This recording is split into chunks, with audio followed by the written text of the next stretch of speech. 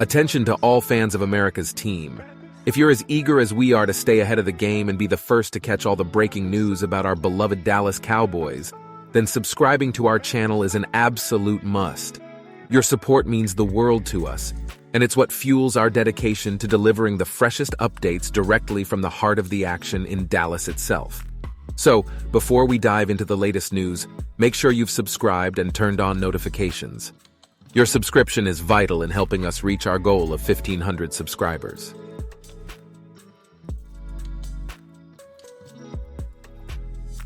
Somebody that is so sound in his psychic, so sound in his approach to business, and this is business for him. So prepared, he relies on his preparation better than anybody that I've been around. And of course, he stays confident and solid out there. You get somebody that team will follow. That's the key. He's the best leader that I've ever seen at that position. And we've been around some good ones. Aikman was outstanding. Tony, I think, was just outstanding. But Dak's quite a leader out there at that position. All right, there, Jerry Jones this morning from his radio show. Look, they didn't need Dak Prescott in week 1 against the Giants because the defense took care of everything for him. But against the Jets defense, it's going to be much tougher than the one they faced a week ago. What do you see for him has got to be a success now in week 2 for the Cowboys offense? Well, one thing that I think is the most important that he did really well in week 1 was decision making. When Jerry says this is the best leader he's seen in 35 years, he is so sound, he depends on his preparation. That's what you want from tenured, seasoned quarterback. Now, he's going against a really good defense. Having no touchdown passes seems bad on paper. The defense did a lot for him last week, but it showed he didn't try to force the ball. And you cannot do that, as we saw, against the New York Jets because that defense is very dynamic. Play the game that you brought to the yard, and that night they brought the defense to the yard. Play it safe. Pollard had a nice game. Cowboys looked dominant in week 1. You'll be dominant with us for the next. An MRI revealed that Aaron Rodgers tore his Achilles tendon on the 4th play of the season opener in his much anticipated Jets debut. Now the Jets will go with Zach Wilson as their starter. All right, we welcome in our NFL insider, Dan Graziano. Dan, we know, as Matt just said, that Rodgers' season is obviously over. Let's go long term and think 2024. What is his future going to look like with the Jets? Well, he's under contract with the Jets for 2024 for about $38 million after making about $37 million with them this year. So they'd have him back if he's healthy and he wants to come back. They've been very happy with him so far in the building, and their hope is that he can lead them to a championship. That's now delayed at least a year. But the question obviously becomes, what does he want to do? You know, he's a couple months shy of his 40th birthday. Rehabbing an Achilles tear and then coming back to perform at a high level is a lot to ask of anyone at this point in his career. He may decide it's not worth it. He may go the other way. A lot of high-level athletes we see, don't want their career to be ended by an injury. They want to have some control over when their career ends and how. So we wait to find out from Rodgers, who's obviously processing a lot of stuff here. This just happened less than 24 hours ago, and he's going to have surgery to fix it. So he's going to have to make that decision, but he is under contract, and if he wants to come back and play for the Jets, I believe they'd welcome him. Yeah, and if he does decide to come back, the core of players who expected to compete for a title around Rodgers should all be back as well. Dan Graziano, thank you. We'll see you soon. Matt has more. Christine, Dan, thank you. We welcome in our injury analyst, Stefania Bell. This is one of those things, Stefania, when you had the social media experts looking at it right away, they pointed to the Achilles tendon. We now know that to be true. So at 39 years old, give us a recovery timeline for Aaron Rodgers. Well, there are phases to this, Matt. First is the wound healing after surgery. If that goes smoothly within the first couple of weeks, you're working on controlled range of motion and progressive weight bearing. That's usually over the first 2 to 3 months. It takes about 4 months for the tendon repair to fully heal.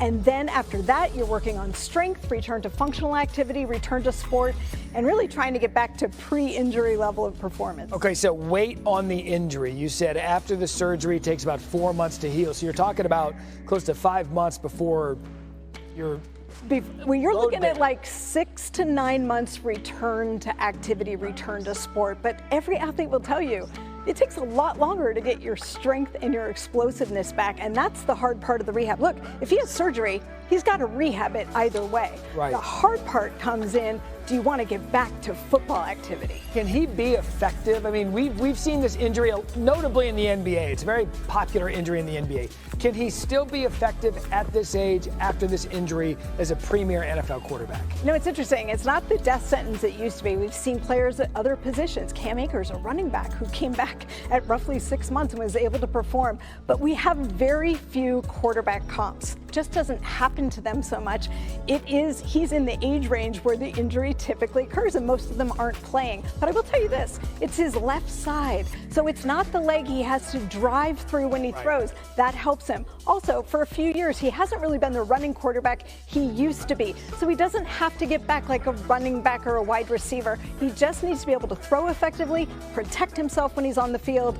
Certainly think he can do that. It's now wait and see what he decides to do after, if he has to have a procedure. We're all waiting to hear from Aaron Rodgers, but for now, Stefania Bell, we want to know what they're going to do with the depth of that quarterback position. We know Zach's going to be the starter. Christine? Yep. So the question now, do the Jets turn to Zach Wilson or look for outside options? Now, New York fans hope that they had the next face of the franchise when Wilson went second back in 2021. 22 starts later, and an 8-14 record with Wilson has left more questions than answers. Now, on Monday night, Wilson had his moments, tossing a touchdown and posting a 67% completion percentage. That's tied for his second highest in any game in his career. But ultimately, his greatest weakness is exactly why the Jets are currently here. He struggled under pressure with a 24% completion percentage when pressured last season, ranking last of 33 qualified passers. So we now welcome in our Mike Tannenbaum, and we just ran through some numbers, Mike.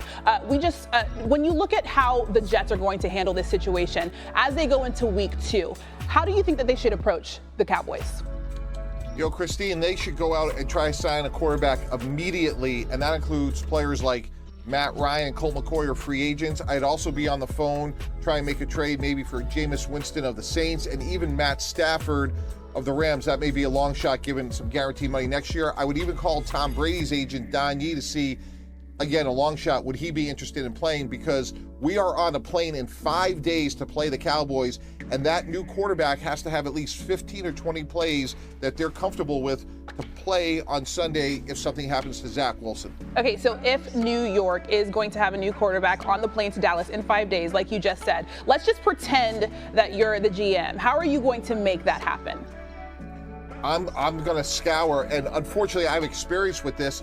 Ryan Tannehill had a season-ending injury, and I remember from the practice field, we were literally calling Jay Cutler's agent, trying to begin the process. So it really probably started last night, to be candid, because you have such a small window. And again, if they had confidence in Zach Wilson, they never would have brought in Aaron Rodgers. So while Zach Wilson will probably get him through this week, they have a chance to have a great team. So they have to have players in the building today, literally taking a physical, getting some plays in their hands tonight so they could practice tomorrow and Thursday. Friday is basically a walkthrough, and you're traveling on Saturday. So your time frame is incredibly small, and there's a tremendous sense of urgency. Yeah, that would certainly be a very quick turnaround. We'll see what happens, obviously, in the Jets organization. Mike Tannenbaum, thank you. Thanks. It's great perspective on Aaron Rodgers' value. We saw it as Super Bowl odds as well from Caesar. 16-1 all the way down to 50-1 following the injury. Jets are now 9.5-point underdogs to the Cowboys on Sunday. One other adjustment from the weekend. Caesars made the Dolphins the AFC East favorite following last night's game. As we continue to cover the Aaron Rodgers stories from all different angles, Field Yates with us now. Field, I don't want to be insensitive about the injury, but there is a fantasy football impact when it comes to Aaron Rodgers. So if you had Aaron Rodgers as your starter or even on your fantasy football roster, what should you do? Yeah, so unfortunately for Aaron Rodgers, thought this injury is going to cost him the rest of this season. There were some people that were tethered to Aaron Rodgers as their starter going into the year, despite the down year last year. People buying into the hype for this season, a rejuvenated, perhaps re-inspired Aaron Rodgers. What you need to do, though, is hit the waiver wire and look for guys like Brock Purdy, maybe Anthony Richardson, if he is still available in your league. There usually are some good quarterback options after just 1 week of the NFL season. But because last year there was such an albatross from stars like Rodgers and Tom Brady and also Matthew Stafford and Russell Wilson, I saw so many more managers this year double up on quarterbacks during the draft process. If you have Aaron Rodgers and you didn't do that, options may be more slim than usual after just 1 week of the regular season. And to me, one of the biggest fantasy... We want to hear from you. Do you think this could be the year? Or are you more cautious in your optimism?